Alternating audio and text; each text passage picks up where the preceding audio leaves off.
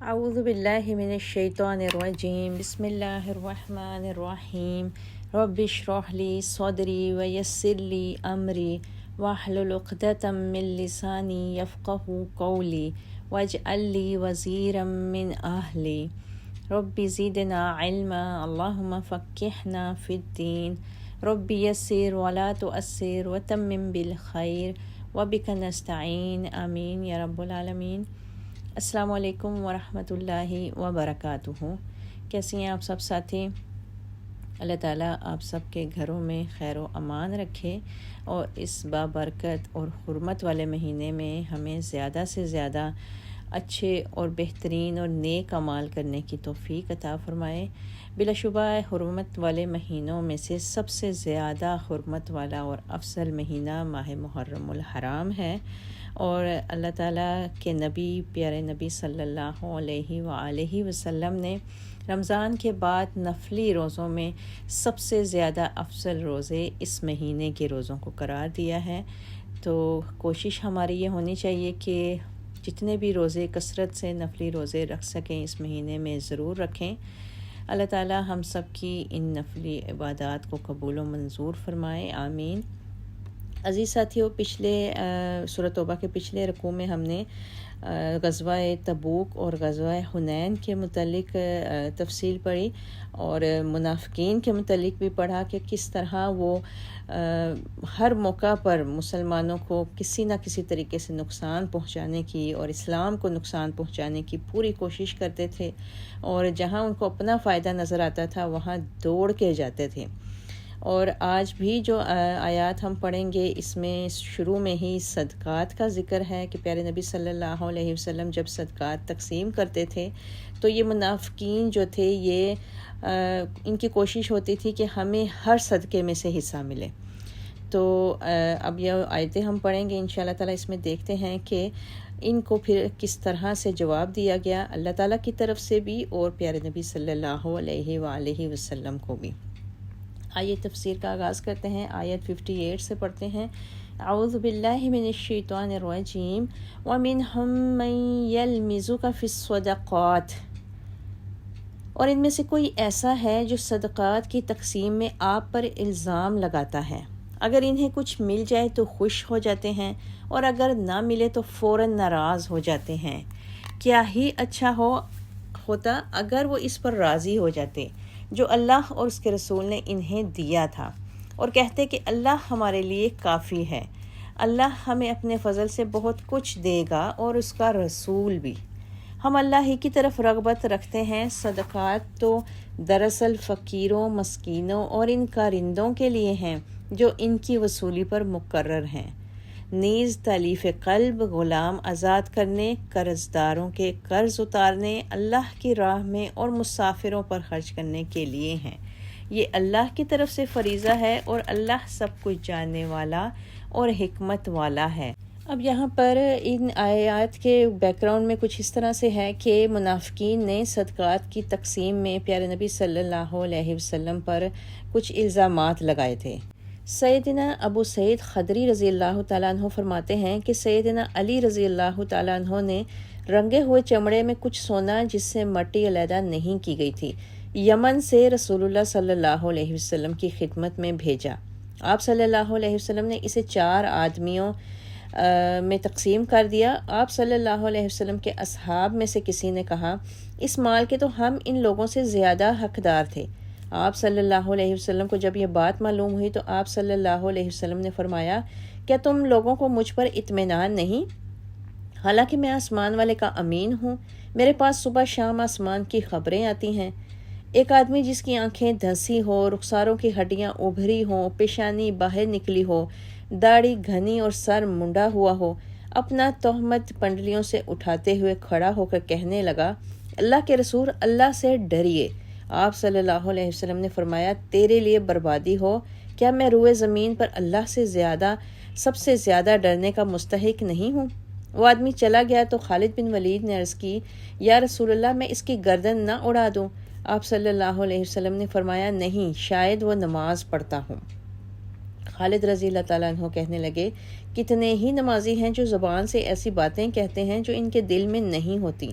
آپ صلی اللہ علیہ وسلم نے فرمایا مجھے لوگوں کے دلوں میں نقب لگانے اور ان کے پیٹوں کو چاک کرنے کا حکم نہیں دیا گیا۔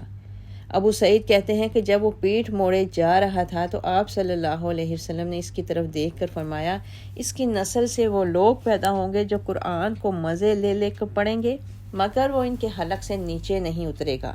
دین سے اس طرح نکل جائیں گے جیسے تیر کمان سے نکل جاتا ہے۔ ابو سعید کہتے ہیں کہ میرا خیال ہے کہ آپ صلی اللہ علیہ وسلم نے یہ بھی فرمایا کہ اگر میں اس قوم کے زمانہ میں موجود رہا تو قوم سمود کی طرح انہیں قتل کروں گا۔ اب یہاں پر منافقوں کے نزدیک جو ایک صدقات کے معاملے میں انصاف کا معیار تھا کہ انہیں تمام صدقات میں سے کچھ نہ کچھ ضرور ملنا چاہیے، اور اگر انہیں کچھ مل جاتا تھا تو وہ خوش ہو جاتے تھے، اور اگر نہیں ملتا تھا تو پھر وہ ان کے نزدیک انصاف کے تقاضے پورے نہیں ہوتے تھے، لہٰذا وہ ناراض ہو کر ایک سائڈ پر ہو جاتے تھے۔ پھر تقسیم صدقات میں منافقوں کے برعکس پیارے نبی صلی اللہ علیہ وسلم کا مطمع نظر کیا تھا، اور ایک بات یہ بھی ملحوظ رکھنی چاہیے کہ صدقہ رسول اللہ صلی اللہ علیہ وسلم پر اور آپ صلی اللہ علیہ وسلم کے رشتہ داروں پر حرام تھا، اس لیے یہ تو گمان بھی نہیں ہو سکتا تھا کہ شاید کچھ آپ صلی اللہ علیہ وسلم نے اپنے لیے رکھ لیا ہو یا اپنے رشتہ داروں کو دے دیا ہو۔ منافقوں کو اعتراض صرف یہ ہوتا تھا کہ فلاں کو کیوں دیا اور مجھے کیوں نہیں دیا، یا فلاں کو زیادہ کیوں دیا اور مجھے کم کیوں دیا، اور یہ اعتراض محض ان کی حرص، لالچ اور تنگ نظری اور آپ صلی اللہ علیہ وسلم کی ذات پر عدم اعتماد کی بنا پر ہوتا تھا۔ اور آپ صلی اللہ علیہ وسلم صدقات کی تقسیم میں جس کی چیز کو ملحوظ خاطر رکھتے تھے وہ ہمیں احادیث سے واضح طور پر پتہ چلتی ہیں۔ ایک دفعہ پیارے نبی صلی اللہ علیہ وسلم نے خطبہ میں اللہ تعالیٰ کی حمد و ثنا کرنے کے بعد فرمایا میں بعض لوگوں کو مال وغیرہ دیتا ہوں اور بعض کو نہیں دیتا، اور جن لوگوں کو میں دیتا ہوں صدقات وغیرہ یا اس طرح کی چیزیں تو وہ اس لیے نہیں دیتا کہ مجھے زیادہ محبوب ہیں، بلکہ اس لیے کہ میں ان میں بے چینی اور بوکھلا پن پاتا ہوں، اور جنہیں نہیں دیتا تو ان کی سیر چشمی اور بھلائی پر بھروسہ کرتا ہوں جو اللہ نے انہیں دے رکھی ہے۔ ایسے ہی لوگوں میں سے ایک عمرو بن تغلب ہے۔ آپ کے منہ سے یہ بات سن کر مجھے اتنی خوشی ہوئی کہ اگر مجھے سرخ اونٹ مل جاتے تو بھی اتنی خوشی نہ ہوتی۔ یہ حدیث خود عمرو بن تغلب سے روایت ہے، اور انہوں نے پیارے نبی صلی اللہ علیہ وسلم کی طرف سے اپنا نام سن کر بے انتہا خوشی کا اظہار کیا۔ یہاں سے ہمیں پتہ چلتا ہے کہ منافقوں کے حق میں بہتر یہی تھا کہ رسول اللہ صلی اللہ علیہ وسلم کی ذات پر اعتماد کرتے، اور جو کچھ اللہ نے انہیں پہلے ہی دے رکھا ہے اور اب جو رسول اللہ صلی اللہ علیہ وسلم نے انہیں دیا ہے اسی پر قناعت کرتے اور راضی ہو جاتے، اور اگر انہیں بازم خود کچھ کسر لگ گئی تھی تو آئندہ کے لیے اللہ کے فضل و کرم پر نگاہ رکھتے، لیکن ایسا ان کی طرف سے بالکل نہیں ہوا۔ پھر مزید آیتوں میں صدقات کا نام جو لیا گیا تو صدقات سے مراد صرف فرضی صدقہ یا زکوٰۃ ہے، جیسا کہ بعد کے الفاظ فریدۃ من اللہ سے واضح ہوتا ہے۔ صدقات کی تقسیم پر بھی منافقوں کو اعتراض ہوا تھا، تو اس کی تقسیم کی مدت اللہ تعالیٰ نے پھر خود سورہ توبہ کی ان آیات میں مقرر فرما دی تاکہ ان کی تقسیم میں اعتراض کی گنجائش ہی نہ رہے یا کم سے کم رہ جائے، اور یہ کل 8 مدات بتائی گئیں کہ زکوٰۃ کو کن لوگوں میں تقسیم کرنا ہے، جو ہم نے آیتوں میں پڑھی بھی ہیں۔ اور وہ کون لوگ ہیں، یعنی زکوٰۃ اور فرضی صدقہ کن لوگوں کو دیا جا سکتا ہے جو اللہ کی طرف سے مقرر کر دیے گئے ہیں، ان میں فقیر، مسکین اور وہ کارندے جو ان کو دینے کے کاموں پر مقرر ہوتے ہیں، اور تالیف قلب کے لیے یعنی ان نو مسلموں کو زکوٰۃ دی جا سکتی ہے جو نئے مسلم معاشرہ میں ابھی اپنے پاؤں پر کھڑے ہونے کے قابل نہ ہو اور ان کی معاشی حالت سنبھلنے تک مستقل ان کو زکوٰۃ کا وظیفہ دیا جا سکتا ہے۔ اس کے علاوہ قرضداروں کو، اور قرضداروں کے یعنی قرض اتارنے کے لیے، پھر اللہ کی راہ میں جہاد کرنے والوں کے لیے، اور مسافروں پر۔ مسافر وہ جو سفر میں ہو اور اس کے پاس زیادہ راہ ختم ہو جائے، خواہ وہ اپنے گھر پر کتنا ہی امیر کیوں نہ ہو، لیکن اس کو راستے میں کوئی بھی کسی بھی قسم کی تنگی اور کمی پر اس کو زکوٰۃ دی جا سکتی ہے۔ یہ تھے وہ زکوٰۃ کے 8 مصارف جو اللہ تعالیٰ نے اس سورہ میں واضح طور پر بتا دیے۔ آگے پڑھتے ہیں وَيَقُولُونَ هُوَ أُذُنٌ، اور ان منافقین میں سے کچھ وہ ہیں جو پیغمبر کو ایذا دیتے ہیں اور کہتے ہیں کہ وہ کانوں کا کچا ہے۔ آپ ان سے کہیے یہ کانوں کا کچا ہونا ہی تمہارے حق میں بہتر ہے۔ وہ اللہ پر اور مومنوں کی بات پر یقین نہیں رکھتا ہے، اور جو لوگ تم میں ایمان لائے ہیں ان کے لیے رحمت ہے، اور جو لوگ اللہ کے رسول کو دکھ پہنچاتے ہیں ان کے لیے دردناک عذاب ہے۔ وہ منافق تمہارے سامنے قسمیں کھاتے ہیں تاکہ تمہیں خوش رکھیں، حالانکہ اگر وہ ایماندار ہوتے تو اللہ اور اس کا رسول اس بات کے زیادہ مستحق ہیں کہ انہیں راضی رکھیں۔ کیا انہیں معلوم نہیں کہ جو شخص اللہ اور اس کے رسول کا مقابلہ کرے اس کے لیے جہنم کی آگ ہے جس میں وہ ہمیشہ رہے گا، اور یہ بہت بڑی رسوائی ہے۔ منافق اس بات سے ڈرتے ہیں کہ مسلمانوں پر کوئی ایسی صورت نہ نازل ہو جائے جو ان منافقوں کے دلوں کا حال بتلا دے۔ آپ ان سے کہیے اور مذاق کر لو، اور جس بات سے تم ڈرتے ہو اللہ اسے یقیناً ظاہر کر کے رہے گا۔ اور اگر آپ ان سے پوچھیں تو کہہ دیں گے ہم تو صرف مذاق اور دل لگی کر رہے تھے۔ آپ ان سے کہیے کیا تمہاری ہنسی اور دل لگی اللہ اور اس کی آیات اور اس کے رسول کے ساتھ ہی ہوتی ہے؟ اب یہاں پر یہ سارے کے سارے حالات انہی منافقوں کے بتائے جا رہے ہیں جو کسی نہ کسی طریقے سے رسول اللہ صلی اللہ علیہ وسلم کو زیچ کر کے چھوڑتے تھے اور تنگ کرتے تھے۔ منافقوں کو رسول اللہ صلی اللہ علیہ وسلم سے یہ شکایت تھی کہ آپ صلی اللہ علیہ وسلم ہر شخص کی بات سن لیتے ہیں اور پھر اسے درست بھی سمجھ لیتے ہیں۔ دراصل ان کی خواہش یہ ہوتی تھی کہ آپ صلی اللہ علیہ وسلم ان مسلمانوں کی باتوں پر اعتماد نہ کیا کریں جو ہم جیسے معزز لوگوں کی خبریں یعنی ہماری سازشوں اور شرارتوں کے حالات سے آپ صلی اللہ علیہ وسلم کو مطلع کرتے رہتے ہیں۔ اس کے جواب میں اللہ تعالیٰ نے پھر فرمایا کہ نبی کا ایسا ہونا دراصل تمہارے ہی حق میں بہتر ہے۔ تم ان کے سامنے اپنے ایمان کے جھوٹے دعوے کرتے ہو، مسلمانوں کے ہمدرد ہونے پر جھوٹی قسمیں کھاتے ہو، اور جہاد سے فرار کے لیے جھوٹے بہانے بھی بنا لیتے ہو، مگر وہ صبر سے کام لیتا ہے۔ اگر وہ اسی وقت ہر بات کی تحقیق شروع کر دے تو سب سے پہلے تمہاری ہی شامت آ جاتی۔ یعنی منافقین کی ان باتوں پر اللہ تعالیٰ کی طرف سے پھر یہ جواب دیا گیا کہ اگر نبی نرم دل ہے اور ہر کسی کی بات سن لیتا ہے تو یہ تمہارے ہی حق میں بہتر ہے، ورنہ تم لوگوں کے اندر کی ساری باتیں، ساری گندگی جو ہے وہ عیاں ہو کے سب کے سامنے آ جائے۔ پھر آگے مزید بھی اللہ تعالیٰ نے آیتوں میں یہ کہا کہ رسول سنتا تو سب کی ہے مگر اعتماد صرف ان لوگوں پر کرتا ہے جو سچے مومن ہوتے ہیں اور اللہ سے ڈرنے والے ہوتے ہیں اور جھوٹ اور چغل خوری سے پرہیز کرنے والے ہوتے ہیں۔ لہٰذا اگر وہ تمہاری شرارتوں اور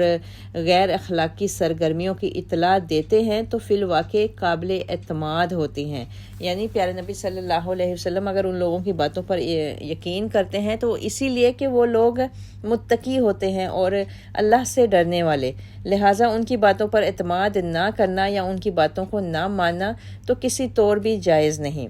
منافقوں کی جب بھی کوئی سازش یا دغا بازی پکڑی جاتی تو پھر فوراً وہ اس سے مکر جاتے تھے اور اپنے جھوٹے بیان پر قسمیں کھا کر مسلمانوں کو مطمئن اور راضی کرنے کی کوشش کیا کرتے تھے، حالانکہ یہی بات ان کی منافقت کو مزید تقویت پہنچاتی تھی۔ اس کی بجائے اب بھی اگر وہ اللہ سے ڈر جاتے اور اپنی غلطیوں اور گناہوں کا اعتراف کر کے اللہ اور اس کے رسول کو راضی کرنے کی کوشش کرتے تو یہ فی الواقع ان کے اللہ پر یقین رکھنے کی دلیل بھی بن سکتی تھی اور کسی طور پر ان پر اعتماد بھی کیا جا سکتا تھا، لیکن ان سب باتوں سے، ان سب اعتراف کرنے سے، اللہ سے ڈرنے سے وہ بالکل بری الذمہ تھے۔ پھر مزید آیتوں میں اللہ تعالیٰ کی طرف سے فرمایا گیا کہ یہ جو منافق قسمیں کھاتے ہیں اور تمہیں خوش کرنے کی کوشش کرتے ہیں، ان کی نسبت وہ ایماندار اور متقی لوگ زیادہ تمہارے اعتماد کے مستحق ہیں جو اللہ کو راضی رکھتے ہیں، اور یہ منافق جو اللہ اور اللہ کے رسول کا مقابلہ کرتے ہیں ان کے لیے تو صرف اور صرف جہنم کی آگ ہی ہے، اور یہ بہت بڑی رسوائی ہے۔ ایک رسوائی تو ان کی اس وقت بھی ہوتی تھی جب ان کی کوئی سازش اور دغا بازی سب لوگوں کے سامنے آ جاتی تھی، جس کی وجہ سے پھر ان کو مزید جھوٹی باتیں بنا کر اور قسمیں کھا کر اپنی طرف سے اعتماد دلانا پڑتا تھا، اپنی صفائی پیش کرنی پڑتی تھی، اور یہ رسوائی لیکن اس رسوائی کے مقابلے میں بہت کم تھی جو انہیں قیامت کے دن سب کے سامنے اٹھانی پڑے گی، جب ان کی یہ ساری شرارتیں کھل کر سامنے آ جائیں گی اور ان کو پھر معذرتوں کا بھی کوئی موقع نہیں ملے گا، پھر صرف اور صرف جہنم کا عذاب ہی ان کو بھگتنا پڑے گا۔ اور ان کو یہ بھی خوف ہوتا تھا کہ جب اللہ تعالیٰ وحی اتار رہے ہوں پیارے نبی صلی اللہ علیہ وسلم پر، تو کچھ ایسی باتیں نہ اللہ کی طرف سے نازل ہو جائیں جو ہمارے دلوں کا حال سب کے سامنے عیاں کر دے۔ وہ ان باتوں سے بھی بہت زیادہ خوف زدہ رہتے تھے۔ اور پھر انہوں نے اپنے دل ہی دل میں یہ بھی سوچ رکھا تھا کہ اگر ہماری کوئی بات واضح ہو گئی اللہ تعالیٰ کی طرف سے، تو پھر ہم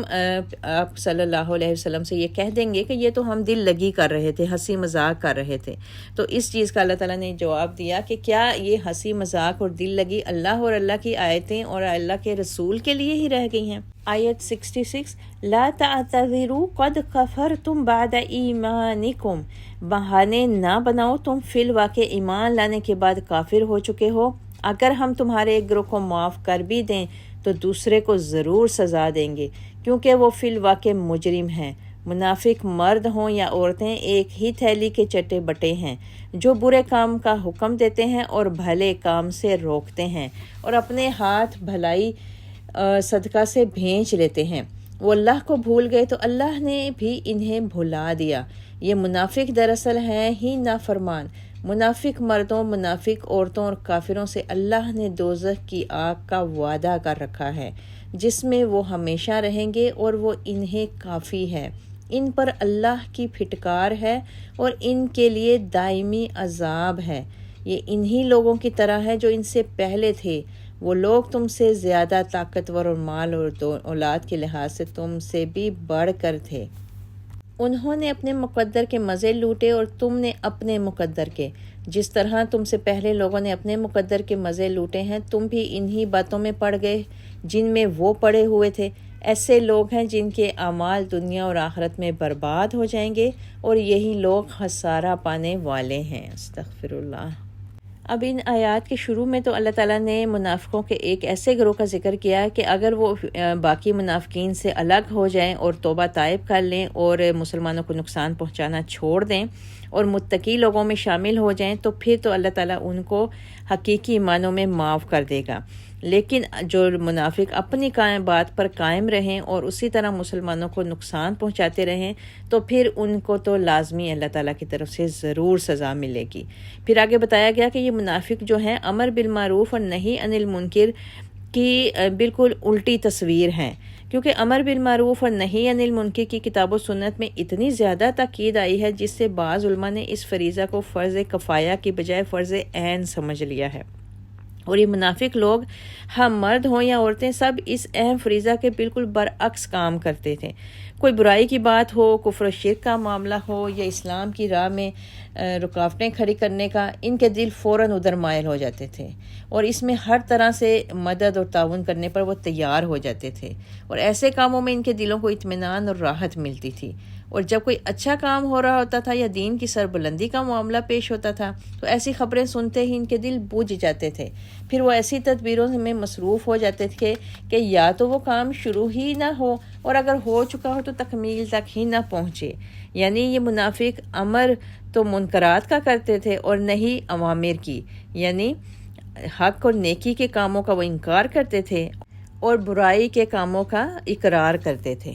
رسم و رواج، دکھلاوے اور حرام کاموں میں تو اپنے دل کی خوشی سے اور فراخ دلی سے خرچ کرتے تھے، لیکن جب جہاد کے لیے یا کسی بھی بھلے کام کے لیے کسی چندے کی ضرورت پیش آتی تو ان کے دلوں میں گھٹن پیدا ہو جاتی تھی اور کوئی چیز ہاتھوں سے نکالنے کو ان کا جی ہی نہیں کرتا تھا، یعنی وہ اندر سے ہی منافقت میں ڈوب چکے تھے۔ اور پھر آگے آیتوں کے آخر میں ان پچھلی قوموں کا ذکر کیا گیا اور کہا گیا کہ یہ لوگ بالکل ان کی طرح ہیں، حالانکہ وہ قومیں تو بہت زیادہ طاقتور بھی تھیں اور مال اور اولاد کے مقابلے میں ان سے بہت آگے بڑھی ہوئی تھیں، لیکن یہ لوگ جو کہ کچھ بھی حیثیت نہیں رکھتے، انہوں نے ان قوموں کے مقابلے پر ان کے ساتھ چلنا شروع کر دیا ہے۔ یعنی قوم عاد، سمود، نوح، ابراہیم وغیرہ ایسی اقوام تھی جن کی شان و شوکت ان لوگوں سے بہت بڑھ چکی تھی۔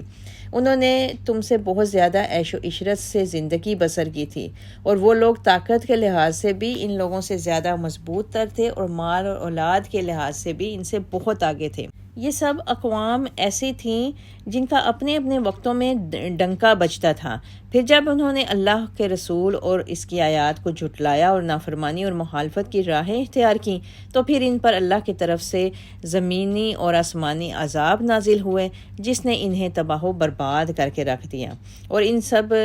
قوموں کی حالات و واقعات ہم سورہ اعراف میں بہت تفصیل کے ساتھ پڑھ چکے ہیں۔ انہی الٹائی ہوئی بستیوں سے میں شامل تھیں حضرت سیدنا لوط علیہ السلام کی قوم کی بستیاں بھی۔ سیدنا جبرائیل نے اللہ کے حکم سے ان بستیوں کو اپنے سر کے اوپر اٹھایا اور بلندیوں پر لے جا کر انہیں اٹھا کر زمین پر دے مارا۔ پھر بھی اس قوم پر اللہ کا غضب کم نہ ہوا تو ان پر پتھروں کی بارش برسائی گئی۔ اسی طرح سیدنا لوط کا مرکز تبلیغ صدوم کا شہر تھا، اور یہ الٹائی ہوئی بستیاں غالباً آج کل کا بحیرہ مردار میں دفن ہو چکی ہیں۔ ان سب قوموں کا حوالہ دینے کے بعد پھر اللہ تعالیٰ نے آیتوں میں فرمایا کہ اللہ تعالیٰ کو ان لوگوں سے کوئی دشمنی نہ تھی، اور نہ ہی انہیں عذاب دینے کا کوئی شوق تھا، نہ ہی ضرورت تھی، بلکہ جس طریقہ زندگی کو انہوں نے اختیار کر لیا تھا اور وہ اس پر پھر مصر رہے، اور راستہ ہی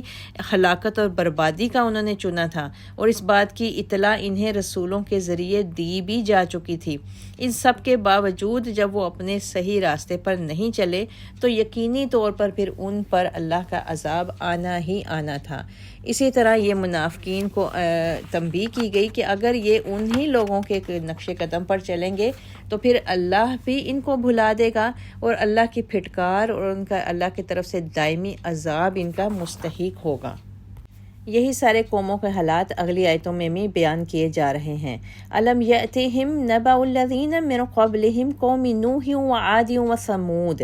انہیں ان لوگوں کے حالات نہیں پہنچے جو ان سے پہلے گزر چکے ہیں، مثلا نوح علیہ السلام کی قوم، عاد، سمود، ابراہیم علیہ السلام کی قوم، مدین کے باشندے اور وہ بستیاں جنہیں الٹ دیا گیا تھا۔ ان کے پاس ان کے رسول واضح دلائل لے کر آئے تھے۔ اللہ کے شایع نہ تھا کہ وہ ان پر ظلم کرتا، بلکہ وہ خود ہی اپنے آپ پر ظلم کر رہے تھے۔ مسلمان مرد اور مسلمان عورتیں ایک دوسرے کے مددگار ہیں جو بھلے کام کا حکم دیتے ہیں اور برے کام سے روکتے ہیں۔ وہ نماز قائم کرتے اور زکوٰۃ ادا کرتے ہیں اور اللہ اور اس کے رسول کا حکم مانتے ہیں۔ یہی لوگ ہیں جن پر اللہ رحم فرمائے گا۔ بلا شبہ اللہ سب پر غالب اور حکمت والا ہے۔ اللہ نے مومن مردوں اور مومن عورتوں سے ایسے باغات کا وعدہ کر رکھا ہے جن میں نہریں جاری ہیں، ان میں وہ ہمیشہ رہیں گے، نیز سدا بہار باغات میں پاکیزہ قیام گاہوں کا بھی وعدہ کر رکھا ہے، اور اللہ کی خوشنودی تو ان سب نعمتوں سے بڑھ کر ہوگی۔ یہی بہت بڑی کامیابی ہے۔ ذالک هو الفوز العظیم۔ اب یہاں پر ان آیات میں منافقوں اور پچھلی قوموں کا ذکر کرنے کے بعد پھر ان منافقوں کے مقابلے میں اللہ تعالیٰ نے سچے مومنوں کی خصوصیات کا ذکر کیا ہے، اور بتایا گیا ہے کہ اگرچہ منافق بھی مسلمانوں میں شامل رہتے ہیں اور ان سے ملے جلے رہتے ہیں، مگر ان دونوں طبقوں کے اخلاقی مزاج، عادات اور ان کی جو خصائل ہیں وہ سب ایک دوسرے سے مختلف ہوتے ہیں۔ منافق برے کاموں میں خوش ہوتے ہیں اور ان میں مددگار ثابت ہوتے ہیں، جبکہ مومن برے کاموں سے خود بھی بچتے ہیں اور دوسروں کو بھی منع کرتے ہیں۔ منافق اچھے کاموں پر خود بھی عمل پیرا نہیں ہوتے اور دوسروں کو بھی ان سے منع کرتے ہیں اور رکاوٹیں کھڑی کرتے ہیں، جبکہ مومن جو ہوتے ہیں وہ خود بھی اچھے کام کرتے ہیں، دوسروں کو اس کی تلقین بھی کرتے ہیں، اور ایسے کاموں میں ایک دوسرے کے مددگار اور تعاون میں پیش رہتے ہیں۔ اس کے علاوہ منافق کی نماز ہمیشہ دکھلاوے کی ہوتی ہے، اور وہ اس کو ایک بوجھ سمجھ کر ادا کرتا ہے، اور زکوٰۃ اور اس طرح کے دوسرے جو اس کے اوپر جرمانہ یا تاوان لگایا جاتا ہے اس کو بھی ادا کرنے میں اس کو بالکل بھی کوئی رضامندی نہیں وہ دکھاتا۔ اس کے برعکس مومن جو ہوتے ہیں وہ اللہ اور اللہ کے رسول کے ہر حکم پر سر بسجود ہوتے ہیں، اور یہ سارے کام وہ اپنے دل کی خوشی سے اللہ کی رضا کی خاطر کرتا ہے۔ اس لحاظ سے مومن اور منافق اگرچہ ایک ہی امت کے اجزاء ہیں، تاہم یہ ایک دوسرے کی عین ضد ہوتے ہیں، اور اسی لحاظ سے پھر منافقوں کے کفر میں کوئی شبہ باقی نہیں رہتا، کیونکہ یہ مومنوں کے بالکل اپوزٹ ہیں۔ تو ان کے لیے پھر جو مومن ہیں اللہ تعالیٰ نے آگے آیتوں میں ان کے لیے انعامات بتائے کہ ان کے لیے جنت کی نعمتیں بے شمار لا تعداد اور لازوال ہیں۔